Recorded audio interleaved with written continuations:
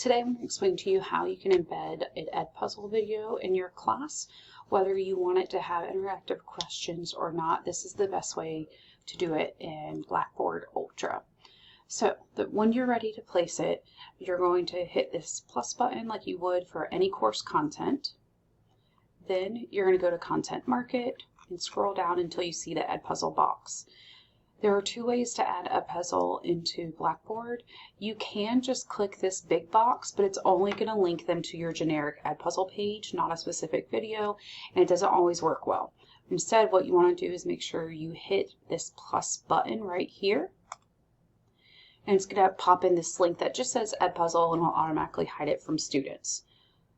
The next step seems a little counterintuitive potentially, but you need to edit that first before you can sync it between Edpuzzle and Blackboard. So I go ahead and I label it with whatever the lecture would be for that day. I put in my description.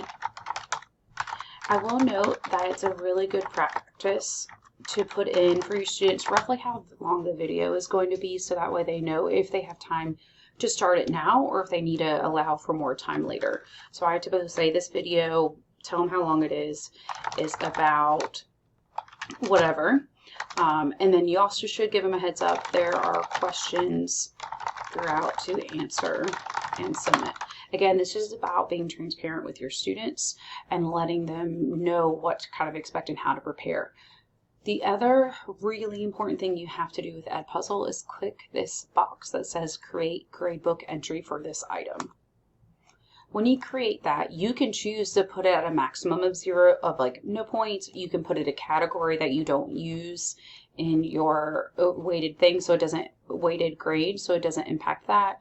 I always make mine as part of my assignment grades because they are doing an assignment when they do this. And then you're going to hit save. Once you've made those edits, now you're going to click into the link. It's going to log you in, and then from here you can click whatever you wanted to do. So if in this class I want them to do the semicolon practice, I would click that video, I could hit next, I could change how many attempts they have. It automatically will prevent skipping for students. It will force them to actually go through all of the video. I always allow my students to speed up the videos, if that way, if they do better listening at like a 1.5 speed, they can. And I also let them turn on captions. And then you'll hit assign and it'll be ready to go. As students complete it, their names will pop up here. You'll see the percentage they've watched, when they did it, all those things. And then you also can go in by question and see how each question is performing. Say I have 25 students, eventually it'll tell me how many out of 25 got this one right. You can view it as a student, you can edit it, you can change the settings at any point as well. So that's how you add Edpuzzle to Blackboard Ultra. Remember, you do have to make it a gradebook item before you can link it, otherwise it gets confused. If you have questions, I'm here to help.